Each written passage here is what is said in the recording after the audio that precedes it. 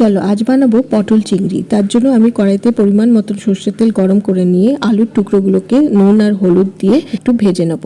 তারপরে পটলগুলোকেও ওই তেলের মধ্যে একটু নুন দিয়ে ভেজে নেব। আলু ও পটলগুলো বড় বড় টুকরো করে কেটে নিয়েছি।